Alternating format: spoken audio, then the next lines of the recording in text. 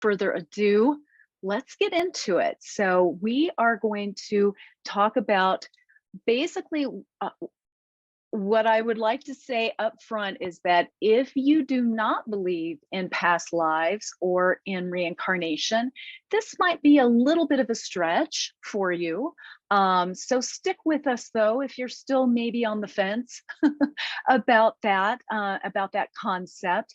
Even if you don't fully believe in past lives or reincarnation, the karmic debt numbers can still provide some really interesting information. So hang on and, humor us as we go along. And yet, if you're here and you're into numerology, I would dare say more than likely you already have a belief system centered around karma and around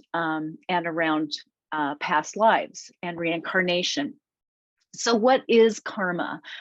We could talk about that for a very long time, and it's all up for grabs in terms of a matter of very distinctively understanding or belief systems around exactly what that brings to the table. And yet for our purposes, we're just going to talk about it as the cycle of cause and effect, so that our souls go through many, many incarnations. And the point of that is to learn, is to grasp these lessons that we are here to engage with. And we often have a lot of trial and error with that. And so karma is as you reap, you will sow. SOW, not SEW. You might sow as well, but sowing what you have, reaping what you have sown. So in this context, so we all have karma. We are all here on planet Earth in these bodies with our souls enacting karma. So no one is without karma.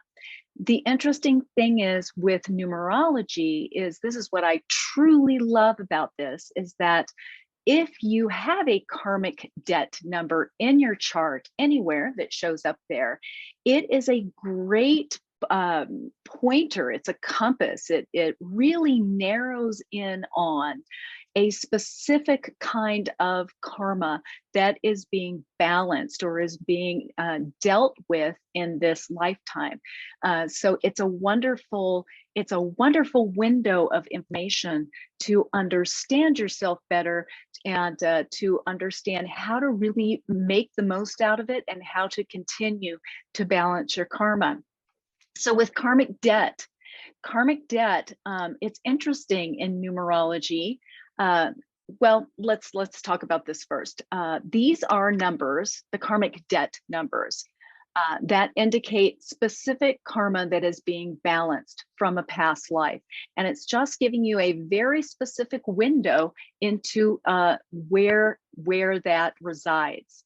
So in your numerology, if you calculate in any one of your core numbers, it could be the life path number, the expression or destiny, soul urge, if your birthday number is one of these. So if you have any of these numbers, it is indicative of karmic debt. Now, you might ask me why these numbers, and I have to tell you, as a numerologist, I honestly have no idea.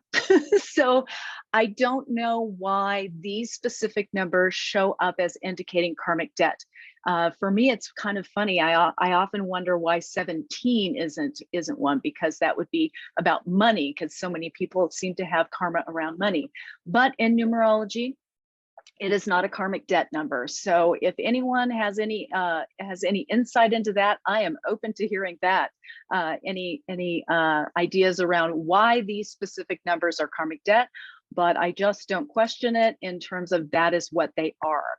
So with that said, let's do an example here. We've got Benedict Cumberbatch. I love him actually as an actor. It's amazing. And just my little sidebar, Benedict Cumberbatch. So, which is also to say, right, Benedict Cumberbatch has 2 karmic debt numbers in his chart, and he seems to be doing fairly well. So that's the other question I often get asked is, Does this mean that I'm going to, be a failure in this life? Absolutely not. So if we look at Benedict Cumberbatch, he is born on July 19th, 1976. So his life path number, if we do the calculation that I like to go by, which is the month, day, year, that is July is 7, 19th, 1 plus 9 is 10, 1 plus 0 is 1, 1976 reduces to a 5, that is 13. So that's a 13-4 is his life path number. We can also see that his birthday number is a 19. So he has two of these going on. He has two of these karmic debts happening in his world. So let's see how that might show up for him. We're not going to use that totally as an example, but just to give you an idea of how it can show up. Also, it can show up as a cycle of time, other things like that, that the karmic debt number can show up in your numerology chart. So again, this does not mean that you are bad. You are not bad. You're not being punished. There's not like a lightning bolt coming down to make your life miserable. You are simply paying back a debt and working in an additional way to balance your karma. So the beauty here, though, is that the karmic debt numbers really do offer valuable information about the opportunities that are built into this, the opportunities that are at your fingertips with these karmic debt numbers. Yes, it'll be intense, and yet there are so many amazing opportunities here. So this is the way that I break this down. And I think maybe I'm a little, this is independent to me as a numerologist as to how I break it down and how I attempt to relay this information or relate it to you. So this is how I look at the karmic debt numbers. The 1 in each of the teen numbers indicates selfishness in a past life, a heightened level of selfishness, okay? So this is the common denominator for all of the karmic debt numbers, and a kind of excess of selfishness in a past life. And yet in what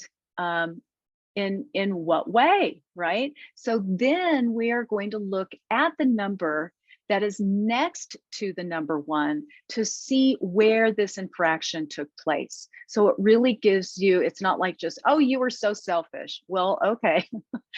How? In what way was I selfish? How am I supposed to learn the lesson if I don't know what it is? So it does give you the what. It gives you the what it is. Working with karmic debt numbers are being called upon to align with the highest and best expression of that single digit number, while you're also being asked, so this is where the richness and the complexity comes in. You're also bringing in the attributes of what you had trouble with before. And I have to tell you, when I work with people's numerology charts, almost, I would say, gosh, 98% of the time, the number in which you had the infraction in the karmic debt also shows up very prominently in your chart, whether it's one of the key players of your core numbers, or whether it shows up as a significant cycle of time, like as a pinnacle or something of that nature. Because you really, if we think about numerology as a contract that we forged with ourselves before getting here, and into this body and bringing the soul through in this lifetime, then we can see that you really gave yourself the opportunity and the push and the attributes, the characteristics, the values and the drivers, and also bringing in the experience through your, in your environment, through your relationships, the family you were born into. All of those things can really start to make a lot more sense when you understand it in this capacity. At least that's what I love about it. And so the debt, because it always sounds so harsh, right? You have a debt to pay. Well, we all have debt, right? We have credit card. I bet many of us right now have some credit card debt or other debt. And it's not bad. It's just you have to pay it off, right? You have to pay it down. What you bought with your credit card isn't bad. It's just now you have to pay it, right? So, and yet also to think about it in this way, that the debt being paid or balanced is not focused on someone else. So it's not as though you are in a past life and you are coming back here to pay back a debt to someone else necessarily. Now, it may turn out that that's part of the agreement, that you engage with somebody else on that level in this life that has a karmic connection in that way. And yet the debt that you are paying is truly a debt that is owed to you, to yourself. And that is a real release and relief when you begin to look at these karmic debt numbers. And if you've struggled with certain aspects of this, it is a debt. You're not doing this for anybody else, but for you. You are paying back the debt to yourself ultimately. So let's start out with the karmic debt number 13-4. And we're going to go through a couple of infographics here, and I'll give you some examples of how people show up. And that's how we're going to situate these segments, because once again, we could do an absolute deep dive on each of these, and maybe at some point we can do each separately. But these webinars, 1 hour, 45 minutes of content, we're going to get as deep as we can, but as succinct as we can. So the karmic debt 13-4, this number indicates an abuse of responsibility and communication. Okay, because with this karmic debt number, you're being asked to be the highest and best of the number 4. The 4 is hardworking.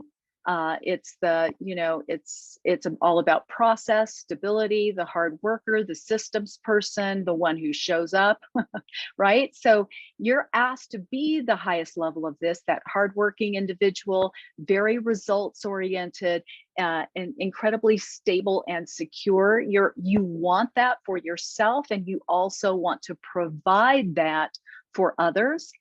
And yet with this karmic debt number, the emphasis here is on the 3. The 3 and the 4 don't really get each other very well because the 3 is the creative communicator, joy and optimism, self-expression, performative, very communicative and emotions-based. Okay, so this asks you to take the more serious, hardworking kind of responsible 4 and dip it into some vibrant, communicative, performative energy. Okay, and the focus here is on positive expression on all levels. So the emphasis here is on performance, on emotional EQ, emotional intelligence, and on optimism. It doesn't mean toxic positivity. It means, creative problem solving, using whatever you do as this 13-4 to inspire, to uplift, to motivate people. I always say that with this number, you're being asked to whistle while you work. Okay. And so the karmic balance here is being responsible and flexible. So yet flexible and flexible, depending on how you look at that. It's asking you to be creative and communicative, and it's asking you to really anchor yourself and be reliable and be stable and secure. Even if we look at Benedict Cumberbatch, this is his life path number. He's an amazing performer. He uses the communication, the performance, and yet he is incredibly hardworking, or at least that's what I can see from the outside. So that goes hand in hand with his karmic debt number, which is his life path. So if we look at the challenges here, here can be a few examples. There are many examples, and we could thin slice it all over the place. And yet here are some basic examples of how this might show up. If the karmic debt 13.4 is there for you, it can be all about holding on to negative experiences. Usually these have to do with romantic relationships or with family. It could even be work related, just anything, any negative experience, it can play in a loop. It can forge the identity that the 13.4 lives by or lives within, where they always place themselves as the victim. They're the victim of everyone and everything. There can be an inability to pursue a career or work or some work that ignites their passion, and then they feel angry that others don't offer them the type of opportunity that they feel that they deserve. So there can also be a constant feeling of exasperation, of fatigue, feeling beleaguered, and as though they're always getting kind of that short end of the stick. This is often coupled with negative expression like pessimism, cynicism, sarcasm, cutting people down with words, that sort of thing.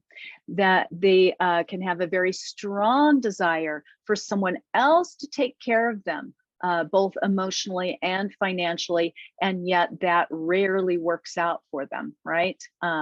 Because they're being asked to be responsible for themselves. That was in the past life, they were kind of lazy, irresponsible, passed off their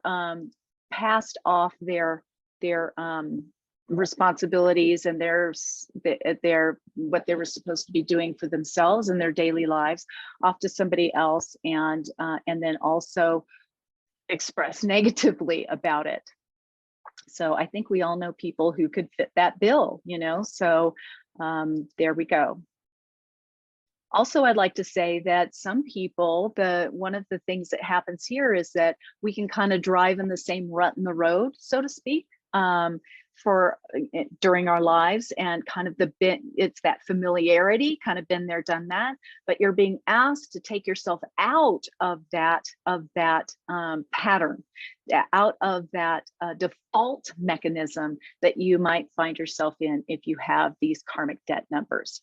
So when the karmic debt 13.4 is in alignment, they are incredibly gifted at communication. They are often artists, writers, presenters, teachers. They trust the process and they aren't easily derailed.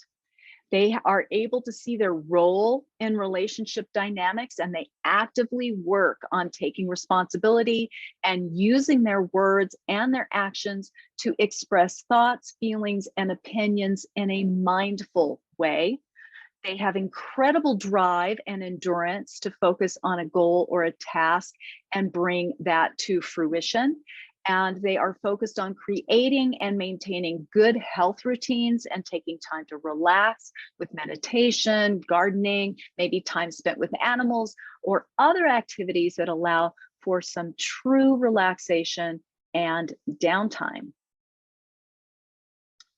All right, so the karmic 14.5, let's talk about them.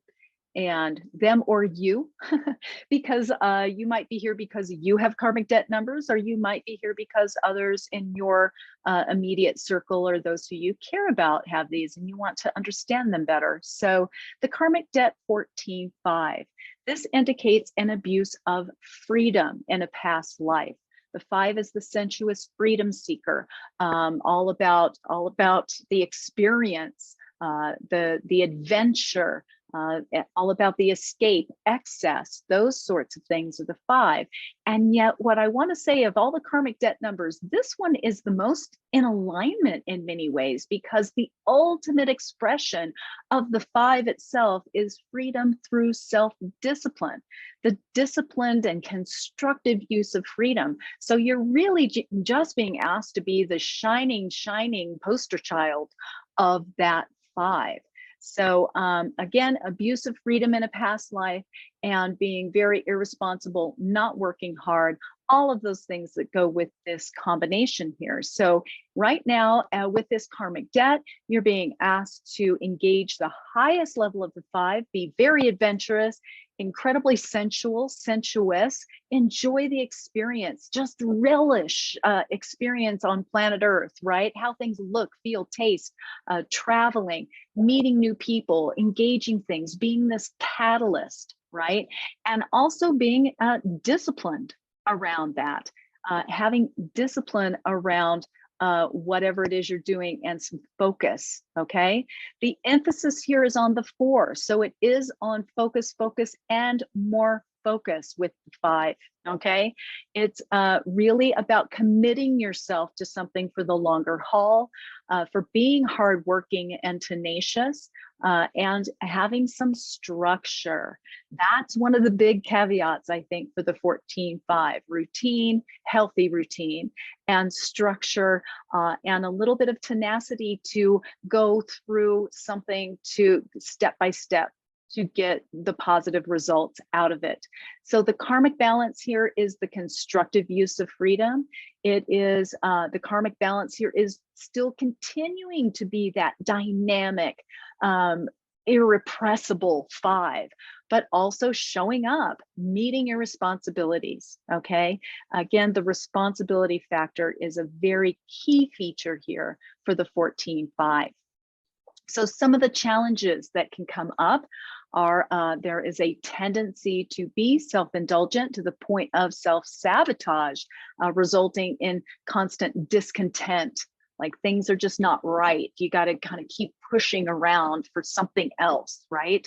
And this could also include, but it doesn't have to, certain addictions. So the 5 is always working with excess, escape, meeting the world and things excessively.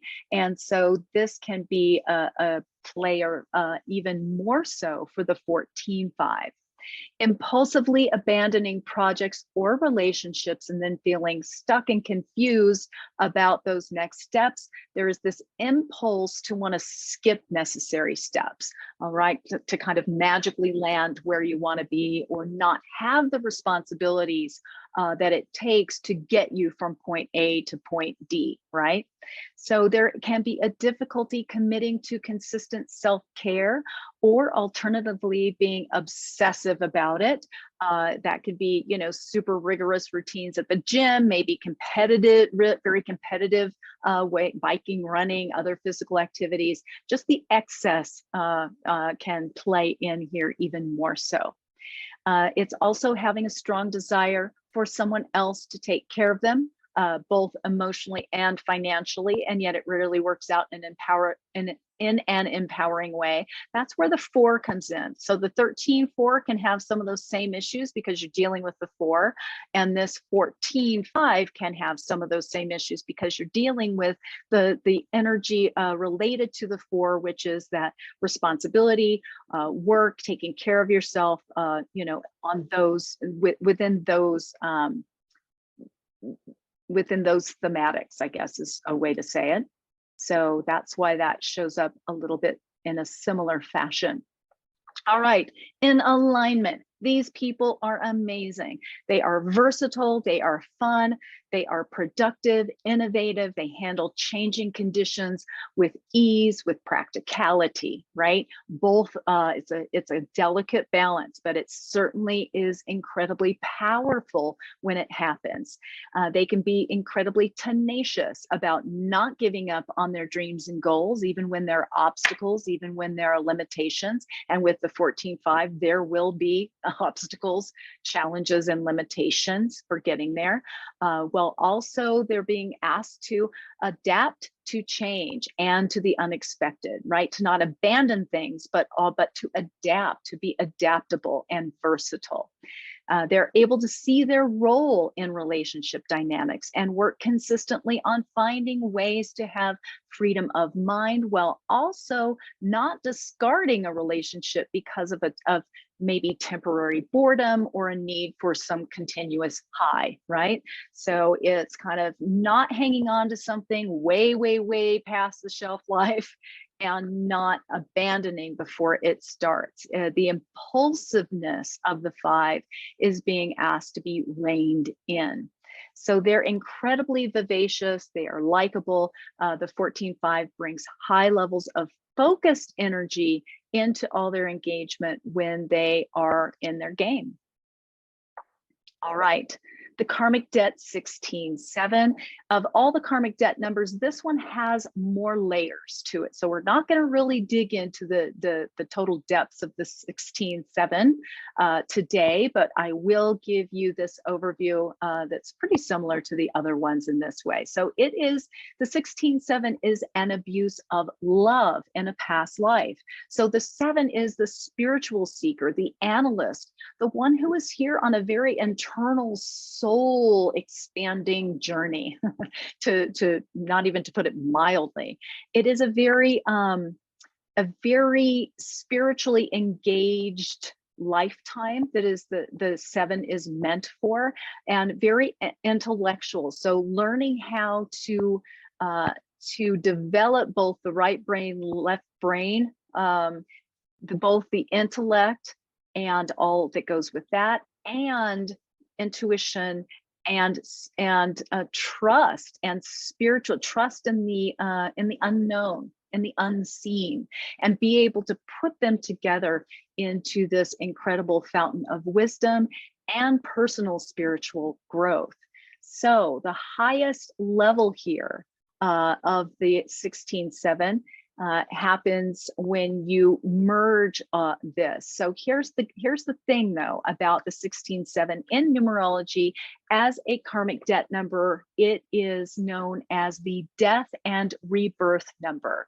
It is as though you get moments in life, and again, there's no clicking it off on the, I can't tell you how many, if it's 1 or if it's 10, these moments where it's kind of like you experience the carpet just being pulled out from under you in life, this unexpected thing that just shifts your entire world. And again, what I really want to point to here is that it is not a punishment, and it is not extra difficult. It is just you take it in a very serious, profound way. It could be a divorce. It could be, there's often things that have to do with relationships that happen with the 16-7 that are that bring you to your knees. It could be a divorce. It could be your parents' divorce. It could be a betrayal. There is a theme or a thread of betrayal that can happen in the life of the 16-7 as well. And so it is really asking you to trust and to get into your higher levels of spiritual evolution, of personal growth, of intentionality, all of those very spiritually based concepts, always being drawn into as the 16-7. But this will happen with that death and rebirth. You'll have to kind of burn down the house and rebuild as you go along. Again, this happens to all of us, yet with the 16-7, it is like it changes your DNA. I mean, really, it's a big deal for you internally, whether anyone else can see it that way or not. Okay. It's also indicative that in a past life, you were kind of snooty, snotty, and maybe kind of intellectually superior to others. So it's asking you to level the ego, to engage a certain sense of humility and work with people more mano a mano, some more in the trenches. So while you still have this intellect, this refined mind, usually the 16-7 is drawn into service in some way, shape, or form.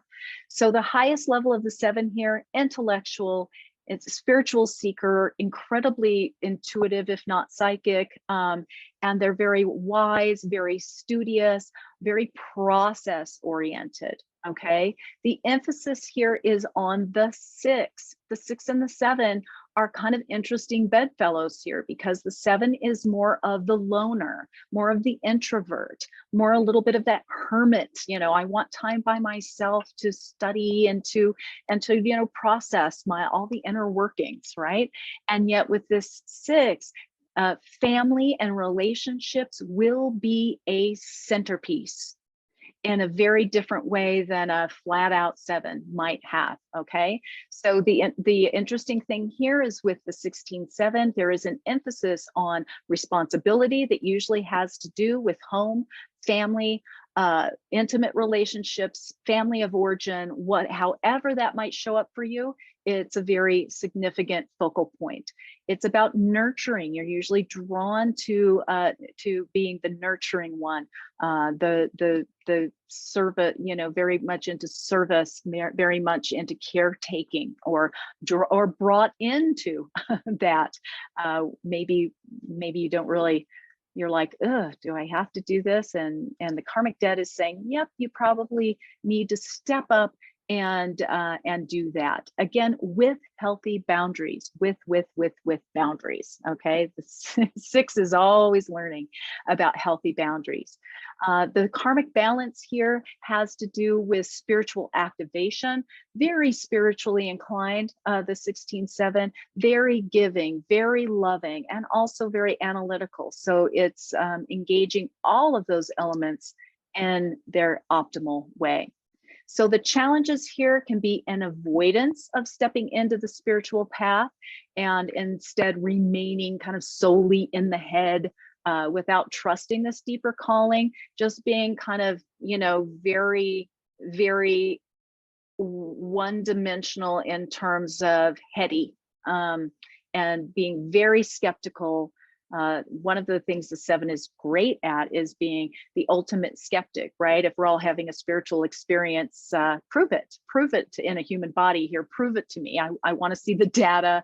I want to be shown. And the perfectionism there is another thing. The control and the perfectionism kind of doubles down for the 16-7, because the 7 is a perfectionist and a controller in many ways, and so is the 6, just in a little bit different ways. So when you have the 16-7, that's often something that you get to kind of massage and work with as you go through life. There can be a constant feeling of unease and underlying agitation while being judgmental about other people and their personal life choices. So the 7, when it's not really digging deep, can be kind of a little bit superficial, kind of riding the surface, and really a sharp tongue, right? Being very very direct without understanding how that lands on other people, right? And so it's something to become aware of and to work with if you have that 16-7. They can also enter into relationships that are dissatisfying or dysfunctional out of a misplaced sense of duty. So, join the world, right? And yet there is a very distinctive element of hanging in there because of being dutiful, feeling this intense need to hang in there. And because if you look at it with the karmic debt, last time, potentially what was happening is you were having illicit affairs and hurting people knowingly, or maybe there were sexual perversions, other things of that nature that go with the 16-7. And I don't want to say that in it. That's always something that people really grimace with the 16-7. Again, that was then, this is now. It does not mean you're that way now. And I also like to say, kind of jokingly, not jokingly, look around us, right? So how many people are racking up the karma points at this point? But to look at it seriously on it is not, again, to say that there are infractions with love and everything. It's okay. You just have to look at it from a dispassionate way, kind of like you're watching a movie, and go, okay, now how do I balance this out, and why? And oftentimes what I find is that you begin to make sense out of people who come into your life. Often the 16-7 has people who come in that betray them. And that sort of thing, to kind of give you an idea of the karma being paid. The same with all the karmic debt numbers. You call people in to reflect this back to you and make it a point of focus for your life by having to deal with other people who are doing maybe what was similarly done, enacted by you in a past manifestation. The cruel joke is we can't remember it, right? Unless maybe some of you can. And yet mostly we can't. So it seems kind of this willy-nilly, random, why me sort of thing. And yet if we can kind of step back and look at it in this way, it's very empowering to look and to make meaning out of it. So there can be also a tendency for over analyzing things and overthinking things to the point of inaction. And that can kind of bring in a little bit of depressive tendencies, kind of what's the point or what's the use, or it feels so helpless or hopeless along the way. So when in alignment, that karmic debt 16-7, amazing levels of grace, of wise counsel, heartfelt support for friends and family and colleagues. These people are just super amazing nurturers when they're in their game. They're just really in the flow. They are just in the flow. They can be gifted healers, even if they aren't officially, quote unquote, air quotes, a healer. Yet often the 16-7 is drawn toward the healing arts in some capacity, even if it's just a lifestyle choice rather than a career. They're often just drawn to metaphysical studies, numerology, astrology, Reiki, energy work, psychic development, anything. And it doesn't mean you have to be, work as a psychic.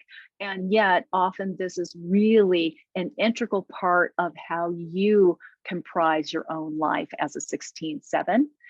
They're innately grounded in their spirituality and able to also be practical in their day-to-day life. So they're able to appreciate and savor the moments rather than be unhappy or displeased with the current situation, whether it's with a situation or with other people. The karma with the 6 is about accepting the perfection of the imperfection of everything. So that's a really built-in thing that 16-7 is working with and working on in life.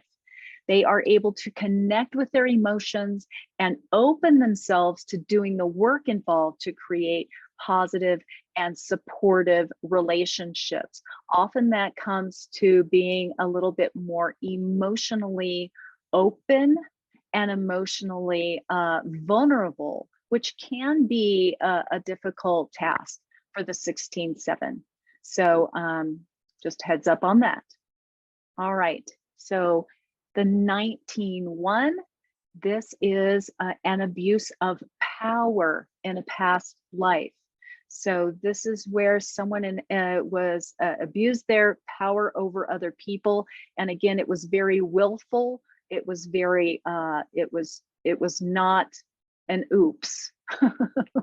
It was very consistent abuse of power over other people. And so now you're being asked to be the highest and best of the number 1. The 1 is the leader. The 1 is Genesis. It's all the I words itself with the capital S, right? Independence, initiation, all of the individuation, marching to the beat of your own drum, being very productively disruptive, okay? So independence, creative, and the leader. You're being asked to be that in its highest, shiniest form. The emphasis here is on the 9. Interesting, isn't it, in numerology? Because the 1, if we look at numerology, if we look at what we are working with the numbers, we're working with 1 through 9. And 1 is again, me, new starts. It's initiation, it's pioneering. It's that visionary forward, again, the entrepreneurial spirit. And the 9 is the bookend. The 9 is universal wisdom, selfless service, compassion, empathy, humanitarian focus.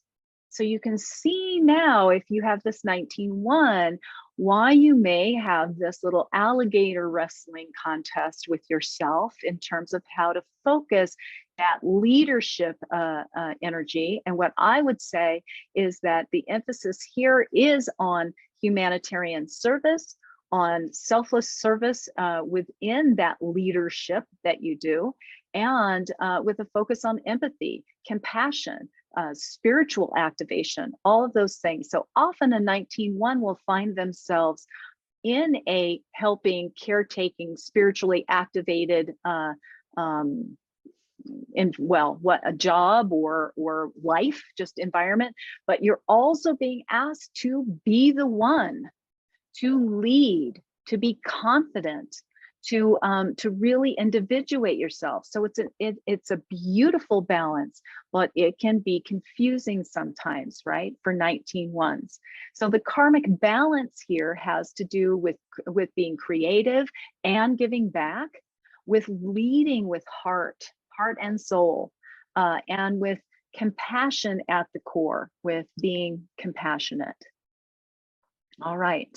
So the challenges here can be that there can be difficulty following the inner calling, and then can lash out at others, from people in your lives, to the government, to anyone, just fill in the blank, right? As a reason or an excuse for not having achieved or succeeded or even given it a go and achieving something important. They can have a lot of regret or anger about not being given that opportunity, even though they, as a 1, they need to make their own opportunities, right? And do it, right? Just do it. So there can be an inability to stand up for themselves in a healthy and balanced way, resulting in either exerting too aggressively or becoming submissive, with a tendency for defeatist patterns, giving up on something after getting a no or a try again, right? Sometimes the 1 in this configuration, the 19-1, is very, very sensitive to that kind of criticism.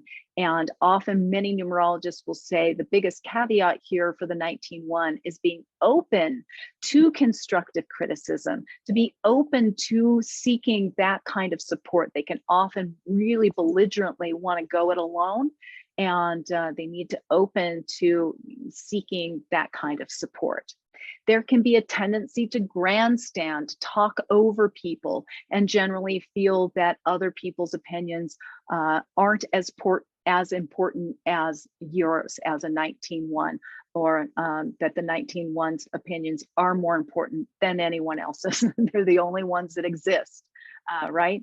There is a tendency to have difficulty opening up and enjoying a co-creative relationship, not being able to see outside of their own experiences and their own eyes. So with this in alignment, these people are incredibly giving, they are attentive, they are generous, they are altruistic. They exude this balanced sense of confidence while not being arrogant or narcissistic. Again, fine line, delicate balance, but when it shows up, it is so powerful. So there is a great drive, or can be, when the 19-1 is in alignment, and positive energy with the ability to explore and give things a try without getting discouraged when the results don't measure up to that initial plan, right? They are able to release the need for absolute control in relationships and open to the give and take of a healthy and dynamic partnership, whether this is in business or in romance.